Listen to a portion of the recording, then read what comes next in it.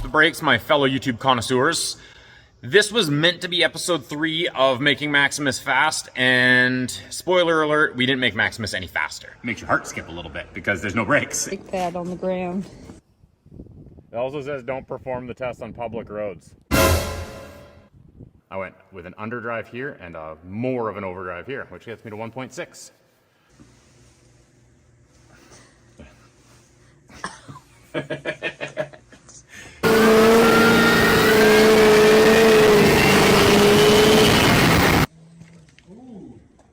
Push you in from the back? Yeah, he's not bound anymore, so we can do that. Okay. What we did do was break shit, learn a lot, and we fixed it in the end. So come along on this adventure. Do me a favor right now and hit that subscribe button down there. Hit the like button, or that'd be over there. And when you're doing that, ring the bell, get the notifications. Help Adrian out because she puts a lot of work into these, and I'm just here being my usual dipshit self, building shit and breaking shit. So do that for me and follow along and find out what all went wrong.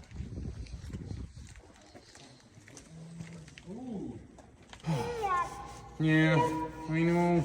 My drive shaft broke. Mom's here. So I haven't actually figured out why yet. So this is the drive shaft. This is what's left of the drive shaft. This is what I found in the road. So as you can see, that is pooched. That is pooched. I think the bearing's okay. I think these two flanges are okay. That's pretty fucked up.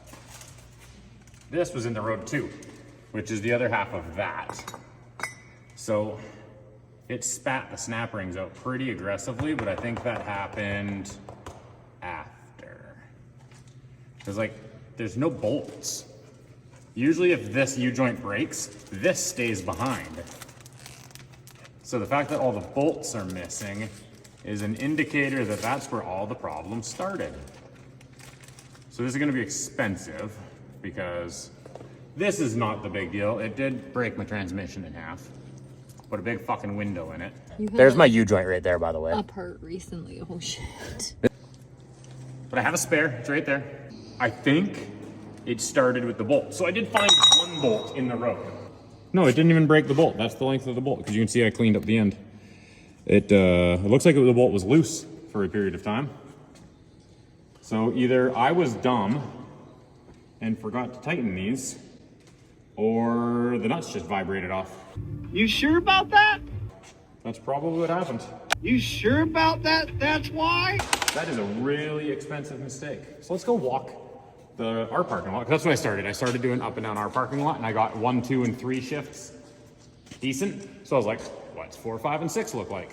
So I needed a bigger runway for that.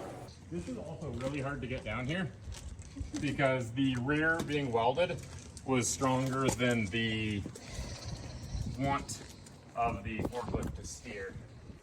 Okay, so if you look at the flange here, Adrian, it is evident. See right here?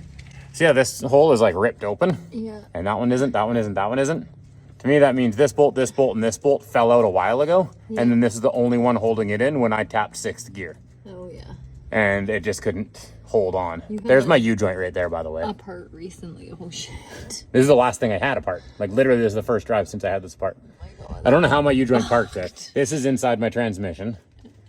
That is bent, but notice that the arm isn't bent, the shaft is. The linkage is, I mean, like the cable's not super happy. Look at this. This is the floor peeled down. This tube is crushed. And then look through the window. Look, the floor is pounded up. Oh yeah.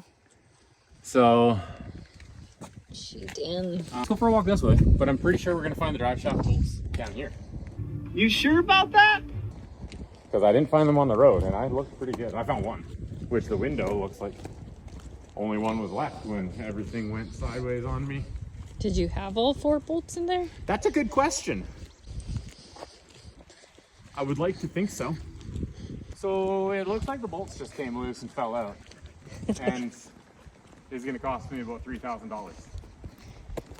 I love this sport. There's a high chance they were never installed because I would have done up the one, but you have to spin the tires to get at the other ones. Yeah. And I probably had to drop it down, put it in neutral, and I never did it. Let's go look at the hoist, because they'll still be there. I was gonna get my buggy broken down in the middle of the road and had people on bicycles stop to talk to me about being on Bruce's YouTube.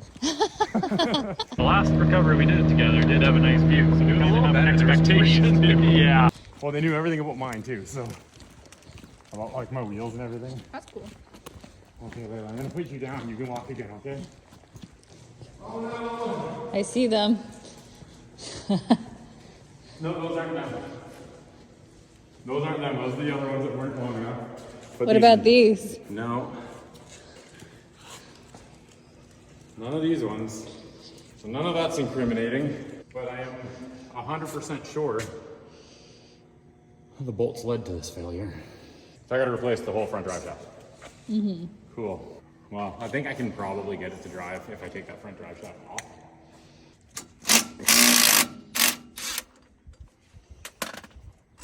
I'm sad now.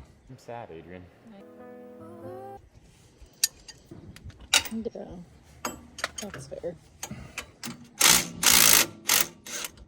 Okay.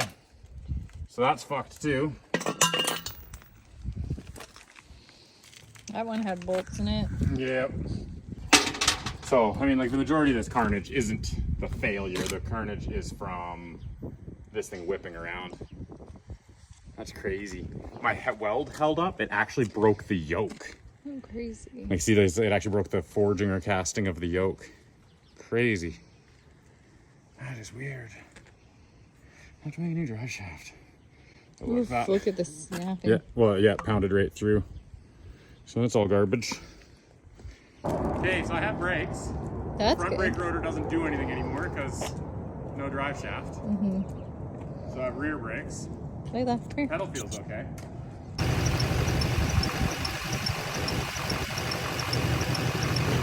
Okay, it has forward. Not have reverse. Okay.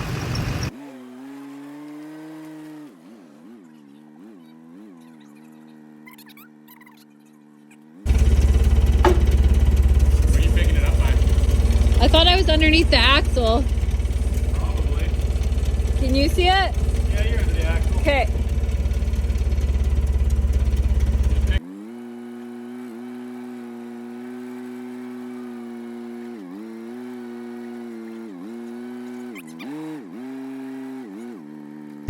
Yeah.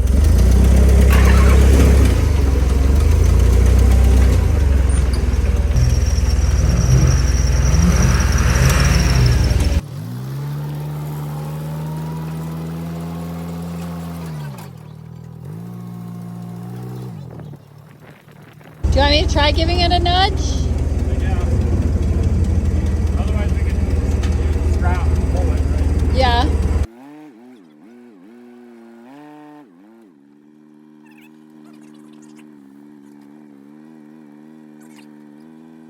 The way this is going to go well is if you actually pick the axle up, otherwise you have twice as much binding, right? Okay. Tilt the boom back. Okay, so you got to try your hardest to stay square to this. Which means basically just match my steering, you know what I mean? Yeah. So we want, but if you're pushing, it's probably going to run into the back of the buggy. And, well, that is. No pressure.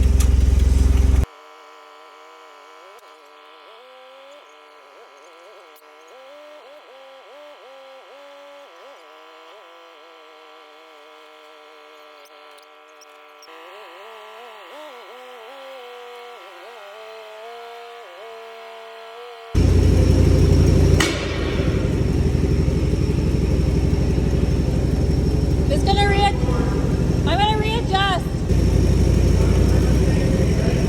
Against you? The other way, okay. Okay. Okay.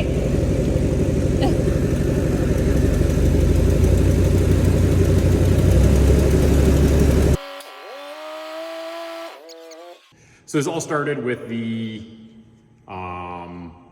rotor hat that I made. It bolts to the flange, but it goes on behind the flange. So the rotor goes behind the flange and it's centered on a step in the flange, the output flange of the T-case. So it goes rotor, T-case flange, bolt, and then drive shaft, and then the whole thing gets sandwiched together, and everything gets really well centered by the pilot diameters, like it all keys together. So it should stay nice and steady. But I drilled and tapped it. I'm not a machinist. I didn't nail it. So the bolts wouldn't quite pull it all perfectly together. It did before, but then after powder coat, it fucked something up just enough that it shook a little bit. So I drilled out the holes. It's still centered, but now it needed a nut on the backside. Either I only put one bolt in, because there's only witness of one bolt ripping out of there. There's a lot of fucking torque going through one bolt. Because all the bolts hold everything together, so the keeping it centered is responsibility of those pilots, and the bolts hold it all tight, but all of the torque is being delivered through those bolts. And if I only put one in, that is asking for problems. Or all the nuts vibrated off. So I couldn't fit a nylock because the nylock stood too tall. What I should have done was install stovers, but I think I just put normal nuts on it. Do you know what? I put Loctite on them though. I do remember that, I think. Not a lot though. But I obviously didn't do them tight enough, or whatever it was, something failed. And that bolt took a beating before it came out. So that's what failed. Me, I failed. Yeah, it beat up a lot of things.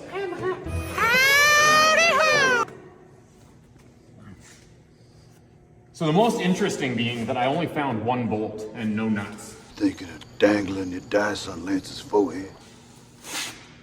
And I walked the whole street. Fuck, that is emotional damage. Emotional damage! I can't believe the U-joint is up in there. So typically when this kind of shit happens and you get a drive shaft bouncing around like this, typically the U-joint is broken. That's like the #1 cause of drive shafts leaving the chat. The #1 cause of U-joints breaking, believe it or not, is not caused by the torque on the U-joint. It is, that thing's like trapped in there. It is caused by the yokes overextending. It snaps one ear off a U-joint and then it tumbles from there. So believe it or not, U-joints normally don't fail because of torque. They usually fail because of bad setup. Anyway, so the long and short of this is I'm gonna put a drive shaft hoop in this thing because this is clearly a fucking problem. And if I ever do fail a drive shaft because of torque or non-maintenance or anything like that, then I don't want this to happen. This was awful. See if you can chewed up my link a little bit. Oh yeah. And then look at the oil pan. Look up from the bottom, look at the oil pan. It's pounded right in. Looks like hides now. Yeah, exactly. For the same reason. Okay. I can make the thing mobile again in one day, so there's that. The shifts are going pretty good too. Oh, that's positive. Yeah, I should put it back. I'll leave the laptop where it is. Okay, well, I'm ready to go home and Cry. cry. Yeah. I'm sad, Adrian. Thank you. Yeah. I think the slip yoke, this flange yoke, this companion flange? No, that's a flange yoke, that's a companion flange. This U-joint and this steady bearing is all that is salvageable from this. Even the bushings got pulled right through. I was trying to be like responsible too, because I did as much as I could on the lot before I went out on the street. When the drive shaft yucked, somebody actually like going by in a truck was like gesturing that I lost pieces. I felt it, bro. Here's your key. Hurts inside and outside. Let's just drive shaft would have started making noise, I would guess. Yeah. Because it went like from whoop, pulling really hard to brrr, all of a sudden bam, and Backflip, whoop, drop down, snap, ah! I heard it kicking out the side, and then tires locked up and the drive shaft bound finally. That was cool. I found all the seals for the U-joint, but none of the needles, obviously. Might be a strong indicator that the bolts were never installed. I think they were installed. I think they just fell out over time. I don't know, maybe I didn't tighten them enough. Maybe I did torque them, but then the 3 pieces seated better and they came loose. Should have probably put more effort into that. Especially since I know it has a bit of a gear rumble a driveline rumble when you get up to speed. Man, that is emotional. Emotional damage. I finally got the transmission working right. So I'm like, I'm gonna dial in the tune. And my own sheer incompetence was like, nah dog, we're gonna break your transmission in half. Which I have experience doing basically what I just did, but usually with NV 4500s. Oh. Oh, a snap ring. That's what's supposed to be installing a U-joint. Yep, so shit was going wrong already by here. So things were like spitting out of my buggy at this point. I found a bolt that's supposed to be in, well, the head of a bolt. Ignore that, that's just something I found. And chunks of transmission right around here. So when the actual, so that was the indication of things starting to get a little western. And you can see right here a splash of ATF on the road. So right here is, I imagine, where my transmission sneezed. Just a little, but not a whole shit. Notice, like if you were Gil Grisham, you'd be noticing the direction of the spray pattern. And then kind of sprinkled about a bit of ATF everywhere now. So when you have your brakes at your drive shaft and your drive shaft evaporates, you don't have brakes anymore. So luckily I still had rear brakes. I think that might have been what slowed me down, or the front drive shaft binding up in the cage might have also done a bit. But eventually I came to a stop somewhere around right here, if I were to guess. Like in this vicinity. And then I went back to the shop, grabbed the forklift. Then I came and I picked the front end up off the ground and I towed it to about here before somebody decided to chat with me about recognizing me from YouTube. So then we went along. Right about here is where somebody asked me for directions to the brewery. Didn't recognize me at all. Emotional damage. Indicators of struggle city to tow a thing with a welded diff. This one might have not been me. Forklifted it in, you guys all witnessed that. There's chunks of my tires everywhere. I've gotten literally 0 miles out of the use out of those tires. Why are you so sad? All right, well, we will update with the fix because that will make this episode a little more complete. 3 days later. I don't just want fast, I want it to scare children and go, whoa!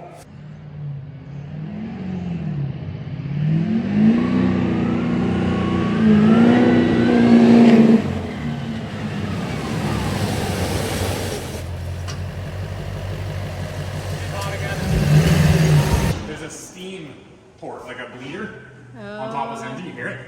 Yeah. Listen to all that air leaking out of it. Hear that? Yeah. There's an air pocket right there. And that's where my coolant temperature sensor is. So the engineers figured out a solution for this. It's not popping the cap back there, it's bleed it right here. This will probably fix everything. There's a big air pocket right here because the top of the engine's right here, and then it goes up and down, so it's a big air pocket up here. So it doesn't want to push through that. So what is the issue right now? It's getting hot. Like the gauge said 249 degrees Fahrenheit. That's hot. Hot, hot, hot. But the coolant's cold at the back, and their rad hoses are cold. Well, I don't want to say cold, but they're like lukewarm. So I need to get this air. You can hear it hissing. Yeah. I'm just scared to like take it out. Open it. Yeah. I mean, I could pop the cap, relieve pressure. I did relieve most of the pressure. But when this becomes coolant, I'm set.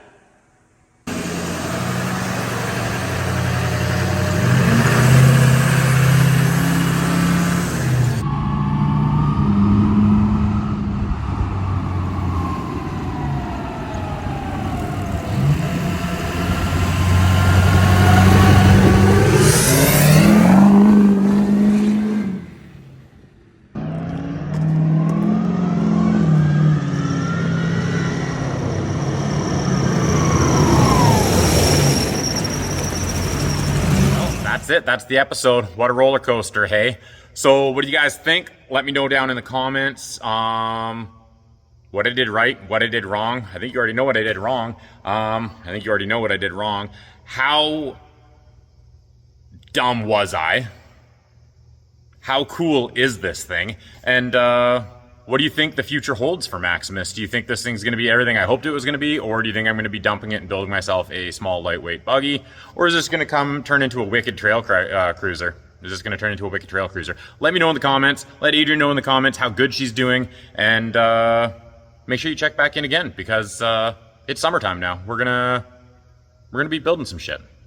Oh.